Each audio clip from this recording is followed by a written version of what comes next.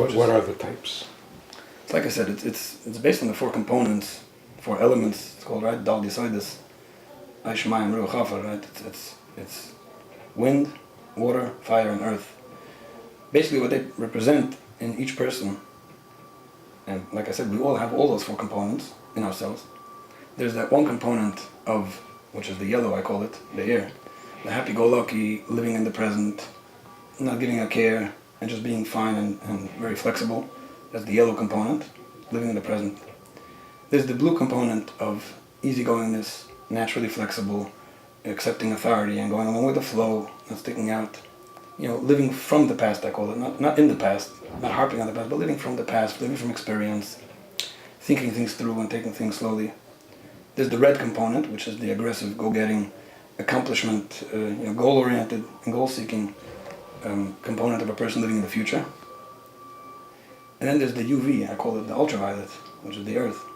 The UV component, which is the sensitivity and the emotions, strong emotions, that everyone has in them somewhere. When that's dominant, right, just like the other component, when that's dominant, it has a major influence on a person, the way he thinks, the way he feels, the way he does things, to a point where it basically dominates everything that he's going to be doing. And he's feeling what? What is this? He's feeling intense emotions. He's reacting intensely to intense emotions. Anybody who feels anything intensely will obviously have a strong reaction to it. Obviously, we're talking about negative emotions. If somebody's feeling humiliated or put down, or just not feeling respected, or not feeling needed or appreciated, those are emotions that affect everyone. Nobody appreciates being put down. But what happens is when that becomes intense and dominates and takes over a person's logic because the emotions are stronger, that's when it becomes very difficult, and that's when it can cause a problem in a relationship and even on a personal level. And you call it UV because? UV is the ultraviolet. I was looking for a color that on the one hand is invisible, because the emotions of a person are invisible.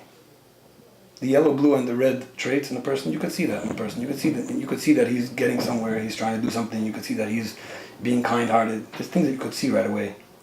A person's emotionalism you don't see. All you see is the after effects. It's the after effects. It's what happens because of the emotions that you're noticing. You don't see that he was more insulted, but you see how he responded. So something invisible about that nature, and I have a chapter called The Invisible Ultraviolet, because sometimes it actually goes unnoticed. And somebody could actually be dominant UV, and you won't even see it, because of different circumstances, certain comfort zones, etc. So that's one reason that I call it UV.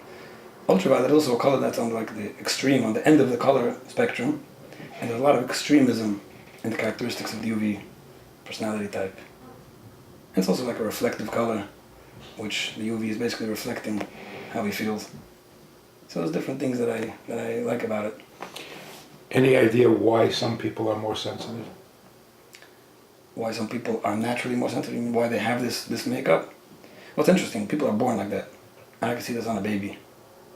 It's not only me. I teach this in my classes. Every mother sees it.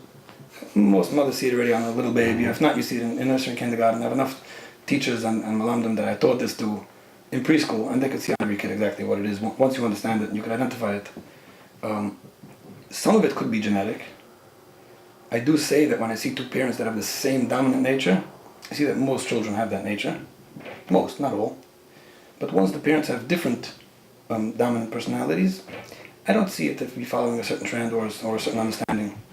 I know that people that blame the birthdays and the time of the year and things like that to the personalities. But I once noticed, and then I saw somebody ask this question hundreds of years ago. Rabbi Gruen brings it about how twins have different personalities. Right, this week we're talking about Yaakov and Esav, and if it would be a birthday issue, then that wouldn't make sense. So I can't understand. I can't explain to somebody why somebody's born like that and somebody's like this.